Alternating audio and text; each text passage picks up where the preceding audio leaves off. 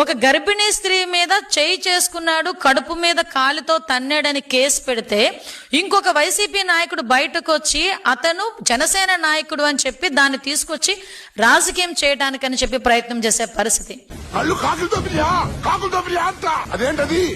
నీ నాయకుడు తాలూకా సంబరాల్లో జనసేన నాయకుడు వచ్చి ఎందుకు క్రాకర్స్ కాలుస్తాడు? ఆ మాత్రం ఇంగితం నీకు లేకపోతే పోయింది, కానీ జనాలకు లేదనుకుంటున్నారా? ఏదో మా అన్న కుర్రతనంగా వచ్చి కేక్ తినడానికే వచ్చాడు తప్ప మా అన్న వైఎస్ఆర్ పార్టీ కానే కాదు. వాళ్ళు ఏదేదో సృష్టించి అన్ని ఇచ్చేస్తున్నారు సార్.